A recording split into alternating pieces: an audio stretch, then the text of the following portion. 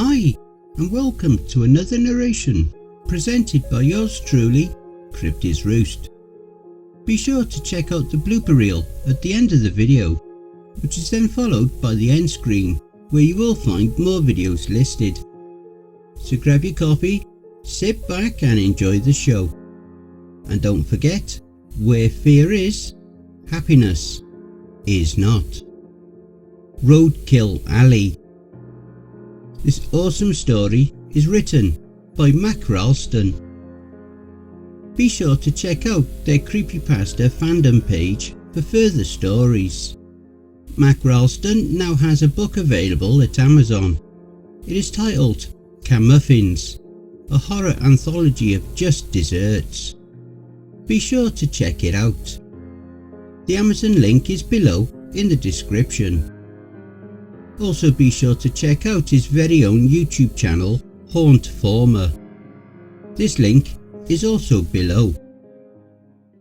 What do you do all day? The tabby looked up at me with one curious eye, the other being like a polished jewel. I could see myself within it, but I knew she couldn't see me. I ran my fingers through the feline soft coat until they became ensnared in a matted clump of fur.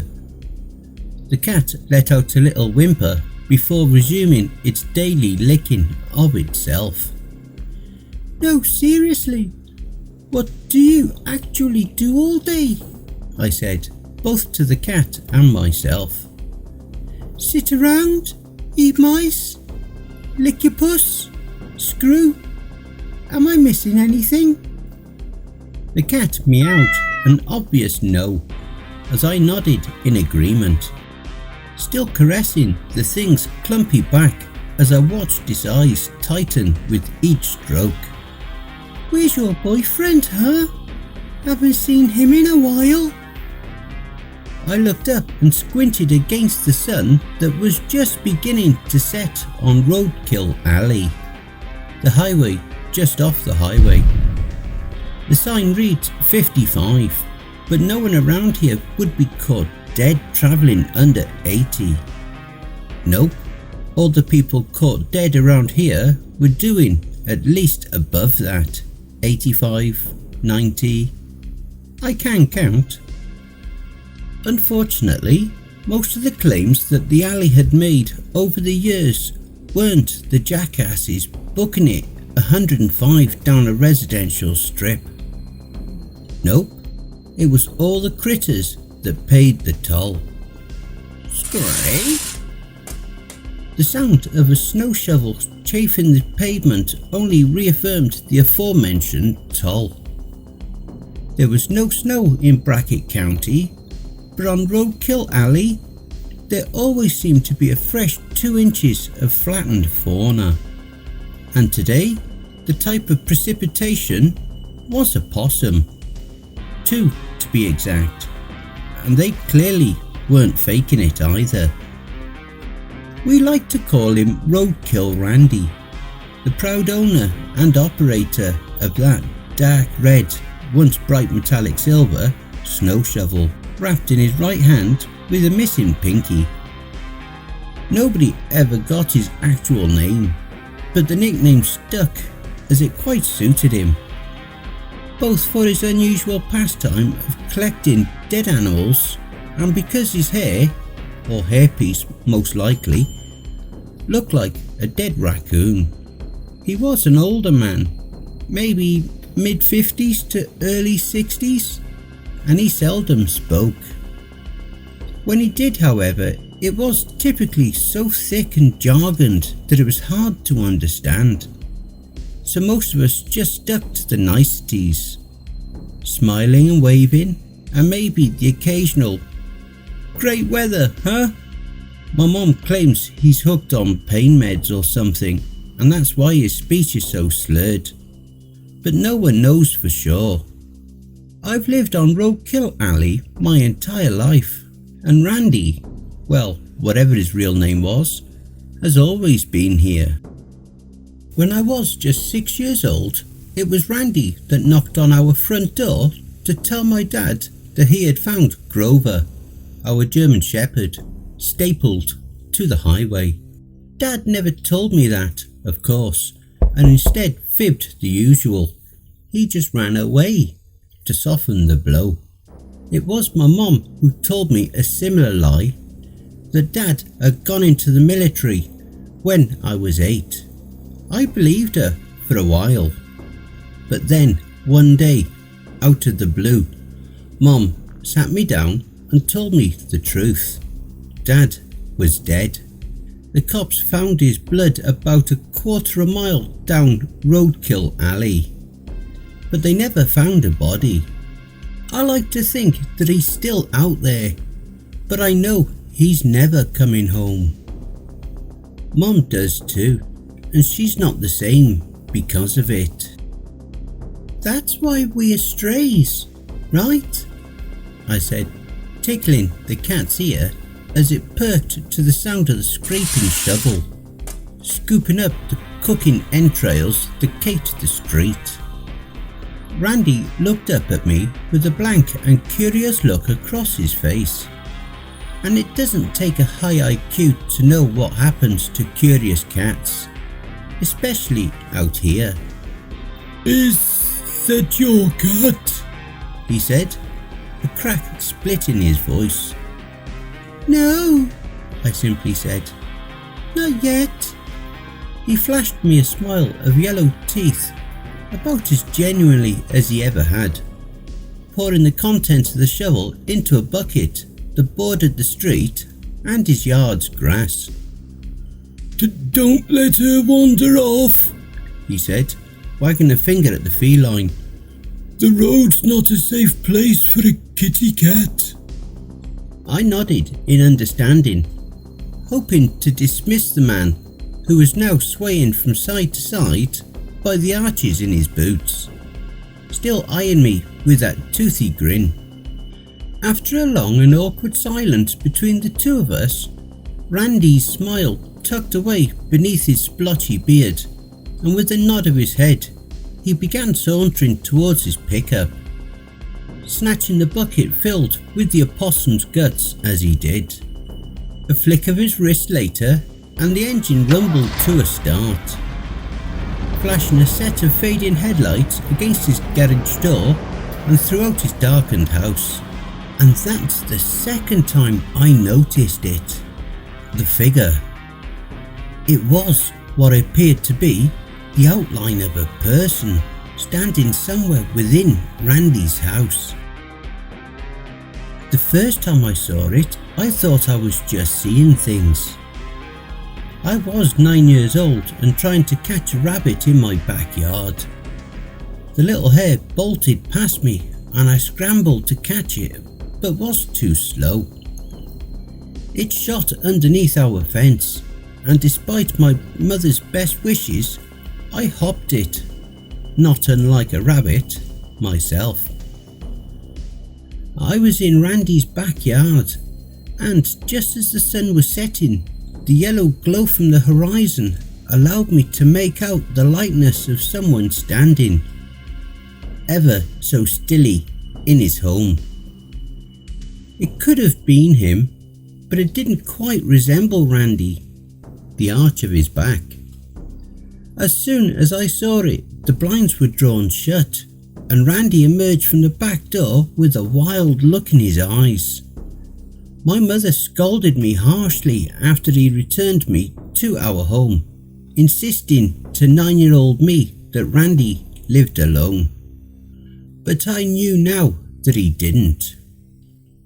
The headlight beam that flashed into my eyes broke my concentration on the past, as presently Randy was waving a silent goodbye to me through the open window of his truck, putting it into drive and rumbling down the road of Roadkill Alley.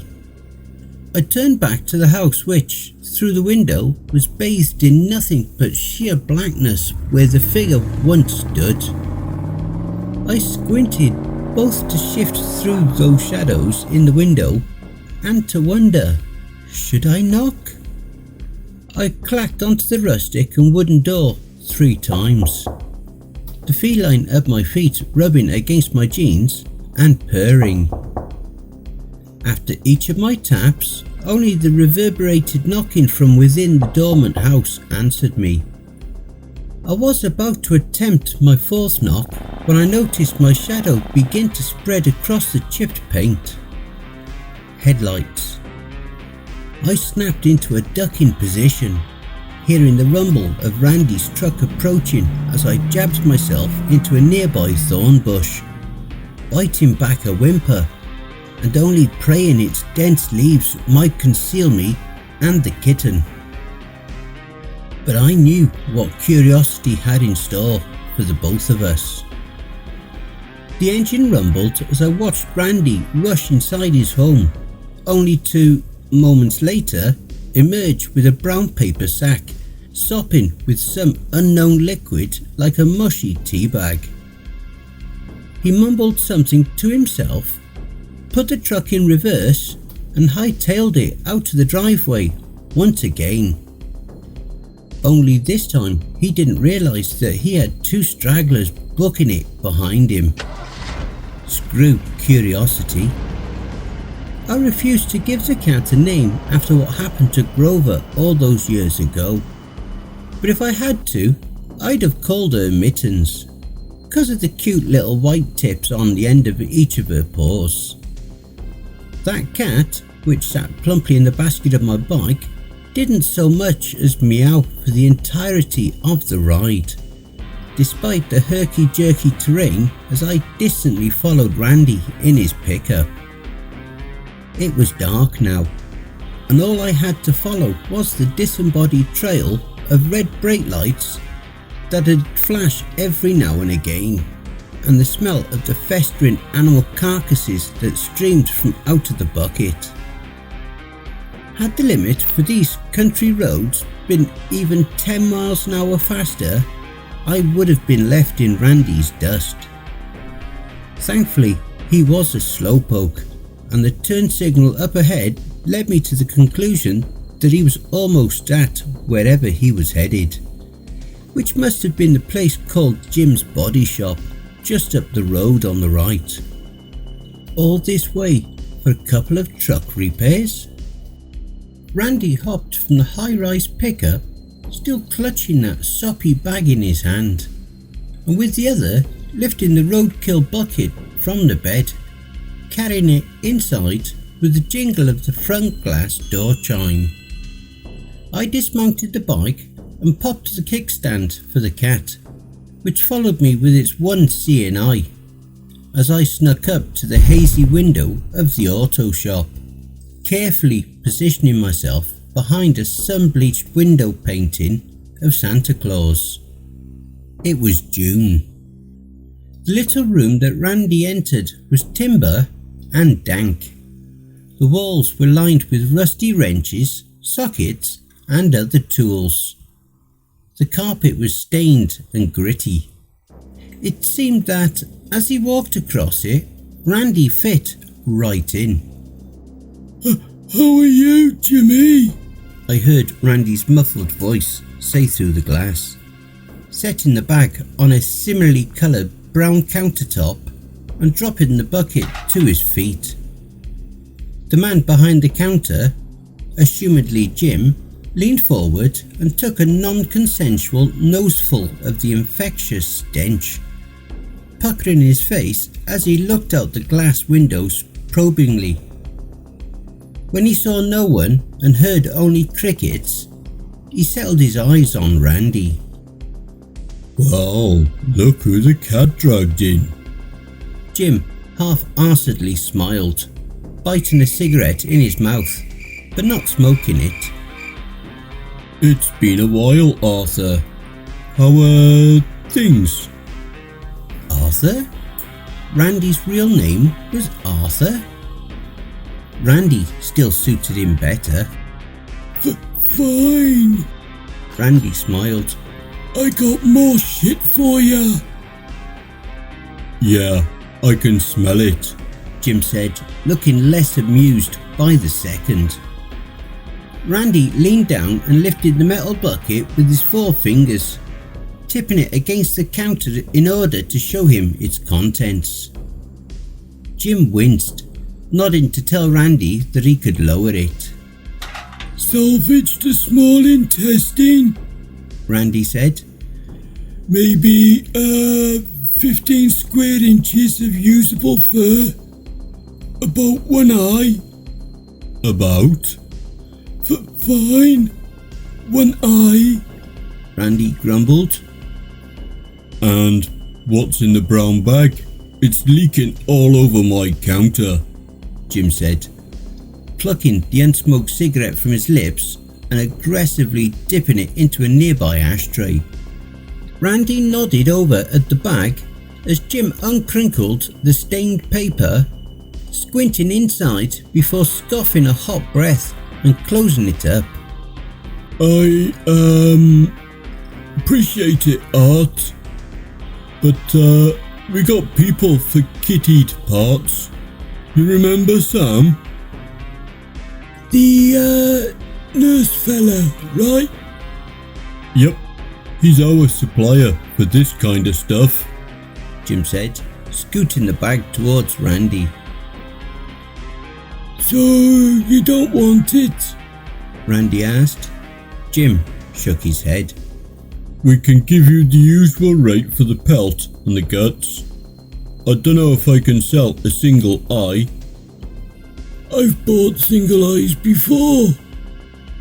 "Not the kind of eyes you're into. These the health in the bucket anyway." "A possum." "Yeah, exactly. Most people want the pair for those critters," Jim said. Randy nodded in stupefied understanding, leaning down again to retrieve the bucket.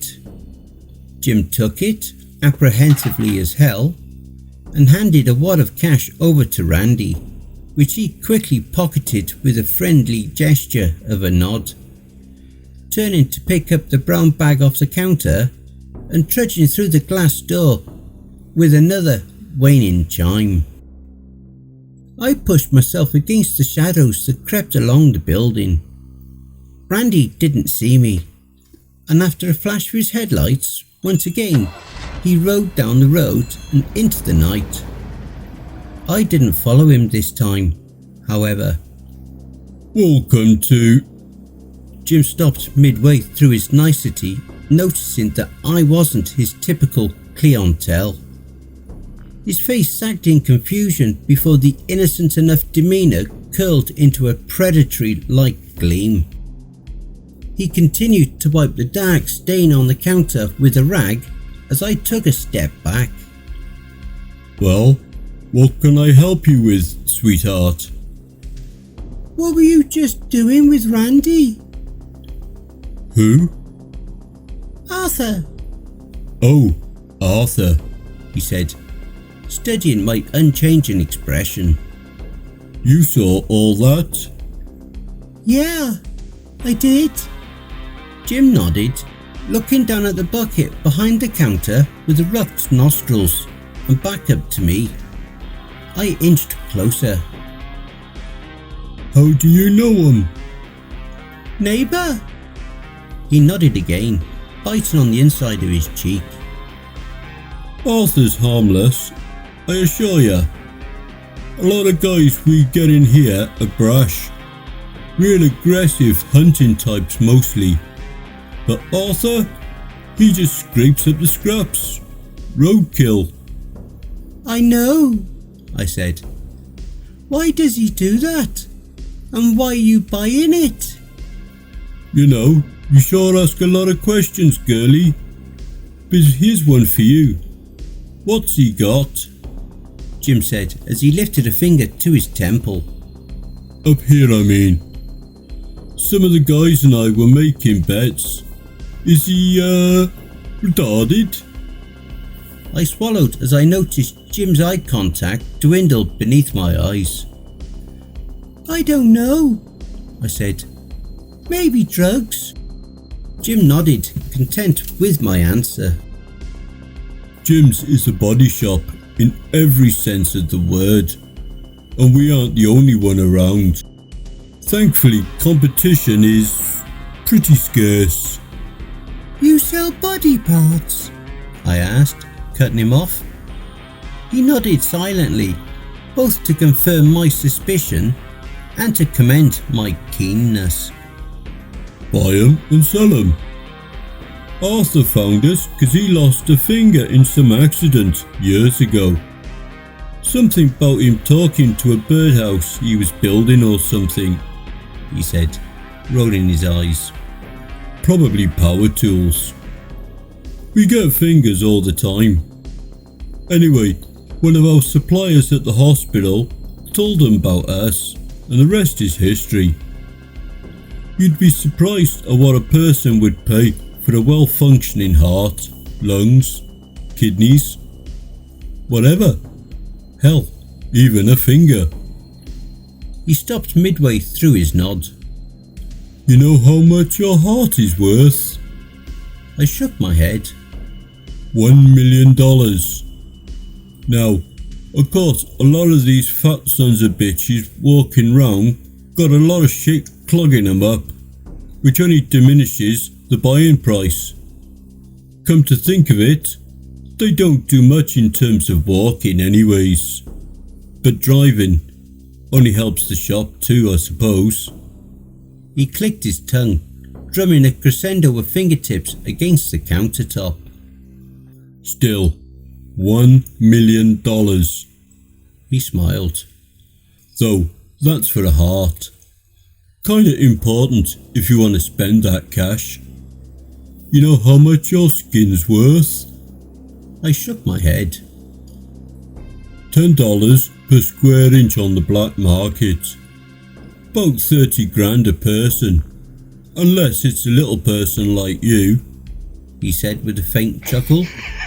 Though, he drawled, the nicer the skin, the higher the price. His smile diminished as a new thought visibly took hold of him. Actually, come to think of it, a young girl like you probably would be better off wholesale. I let out a hot puff from my nostrils, my legs shaking to firmness beneath me as I narrowed my gaze at the perv. I'm not for sale. The man chuckled to himself, a bit louder than before, as he bit his lip. You young ladies are all the same. Where's your daddy right now, letting his little girl wander into a place like this? Dead, I choked. The prick nodded as if expecting that answer. Figured. And what's that supposed to mean? Listen, girlie, I know a young lady with daddy issues when I see 'em. You're all the same, rough and tough until you're not. His expression lifted from his narrow gaze as he pulled away from me. Hey, there's no skin off my nose. I'm just saying, you young ladies lack the proper esteem. But hey, now you know. You are worth more than you think. His smile snapped shut. Now, how about you go home to your poor mama before things get real rough and tough, I burned inside, curling my clammy fists and ready to hurl every type of insult I could at the disgusting display of a man before me. But I didn't. I couldn't. The road home felt longer than before, and hotter. The hungered meows from the kitten before me acted as a type of delayed metronome that paced my pedaling and thoughts. Should I tell my mom? Will she tell the police? Will they arrest Randy? And what about the person in Randy's house? Well, what about them? There were too many questions, and even more entered my mind as I reached Roadkill Alley and realised that Randy wasn't home.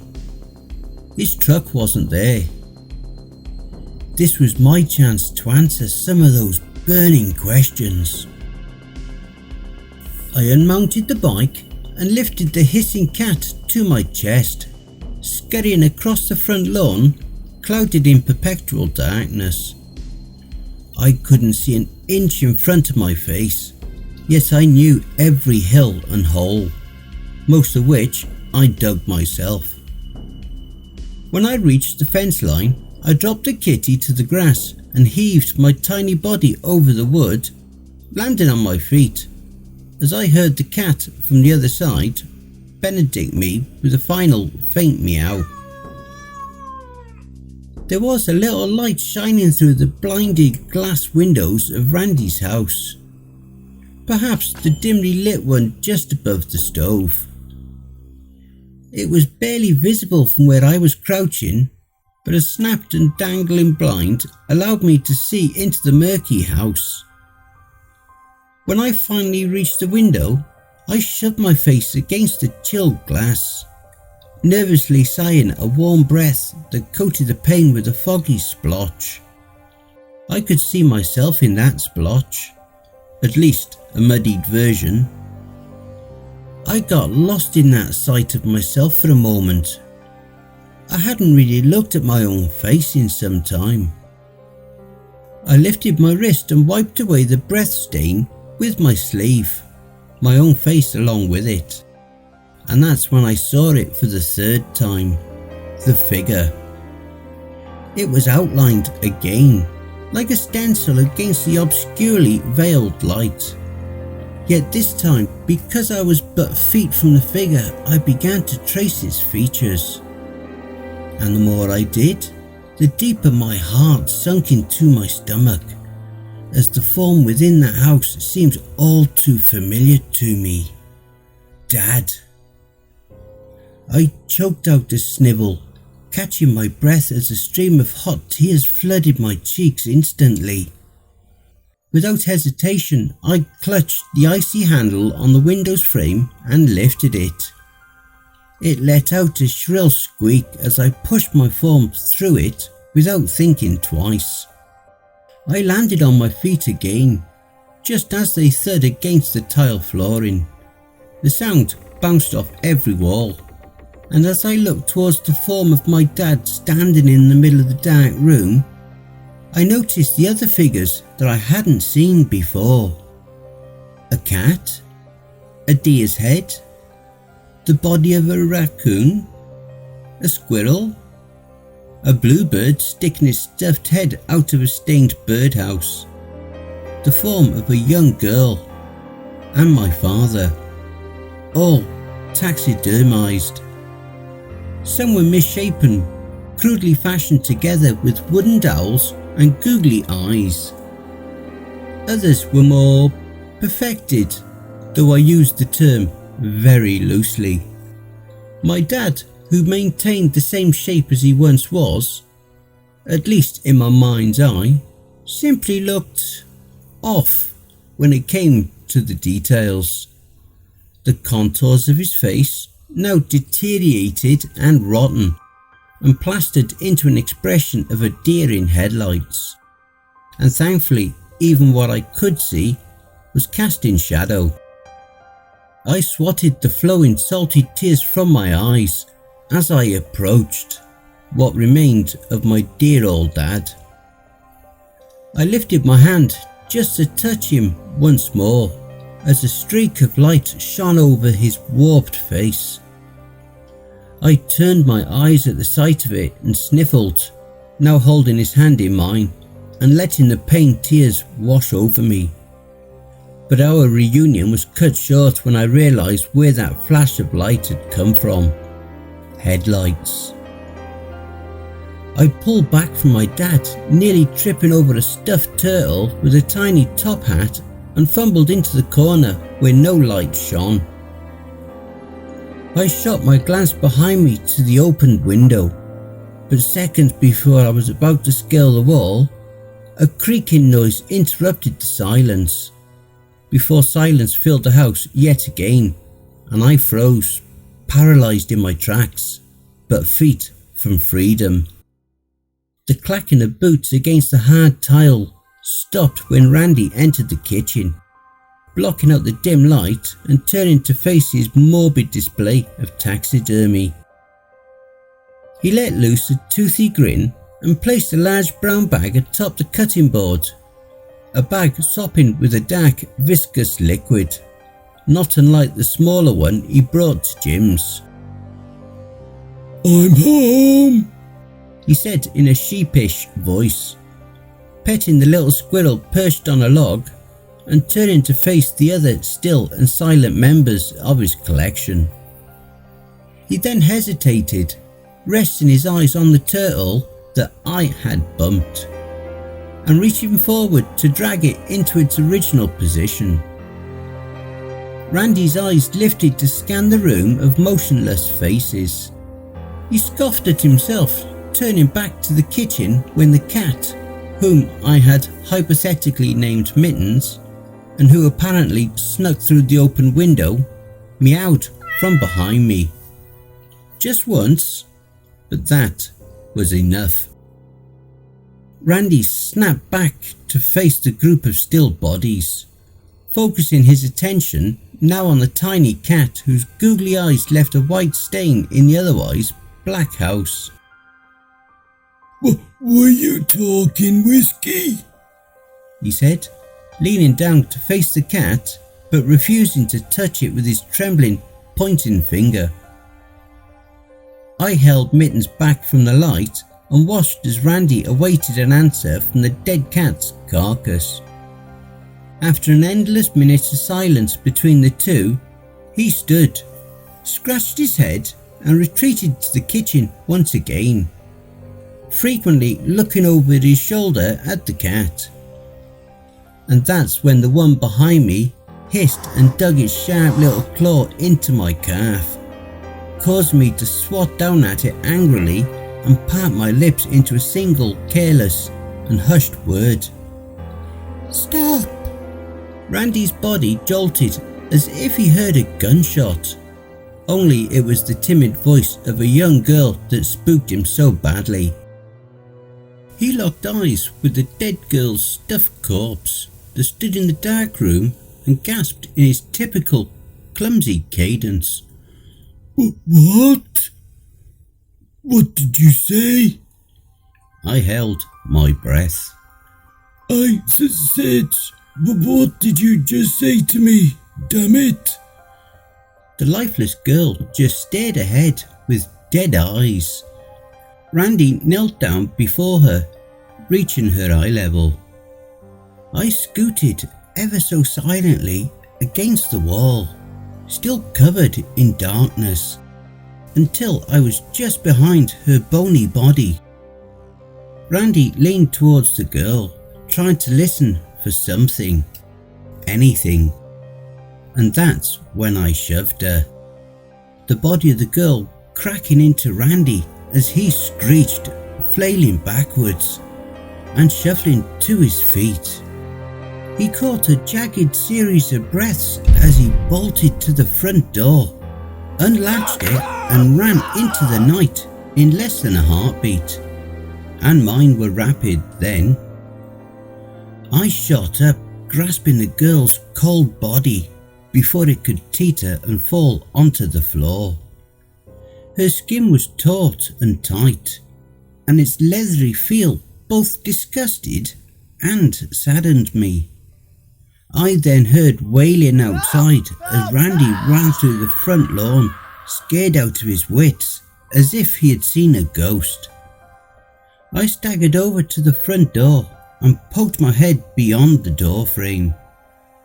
Randy was booking it across the grass and asphalt towards the tree line on the other side.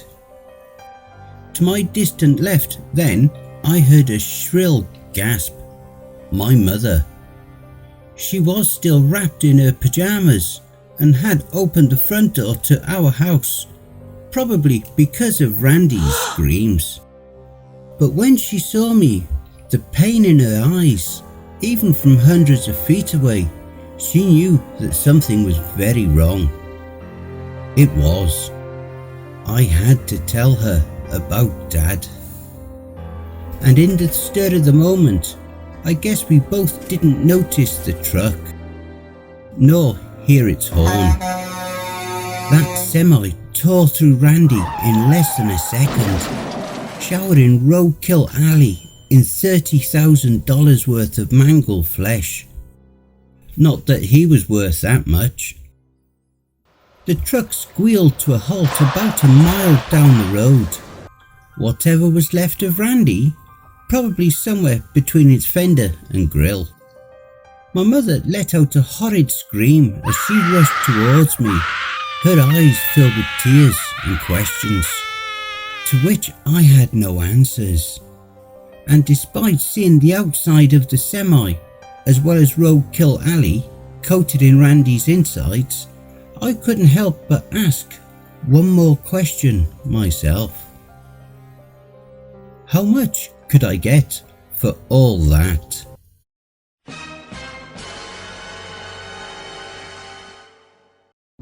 And I hope you enjoy the blooper reel. I ran my fingers through the feline, still caressing the thing's clumpy. Unfortunately, most of the claims that the alley had made over the years weren't the jackasses booking it 101. Unfortunately, most of the claims that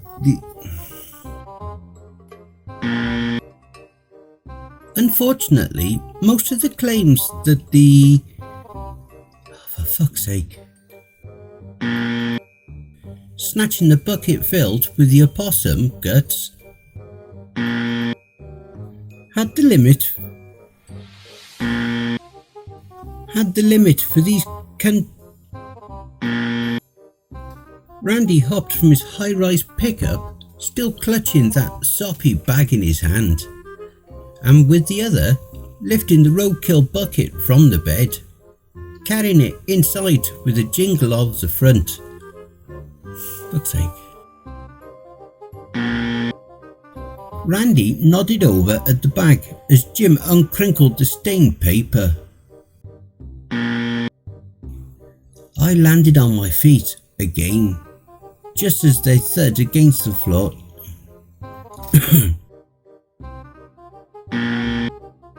He said in a sheepish voice.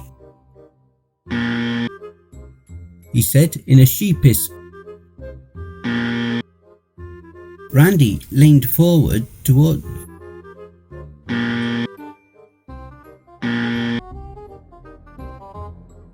Hey family, please be so kind as to throw punch the like button and smack the ass of the subscription button as well. And remember to chokehold that notification bell and then select all. That way you'll receive all notifications each time I upload a new video. And by subscribing, you'll be the first to see all of our new spooky creepypasta stories. A very big thank you to MakRalston for allowing me to narrate this awesome story. And make sure to check out their Creepypasta fandom page for more brilliant stories. And remember to check out his book and his YouTube channel. The links are below. And why not hashtag Cryptids Roost in your comments. A quick thank you to all of my Cryptids Roost community family too. We are now well on our journey to 1,000 subscribers.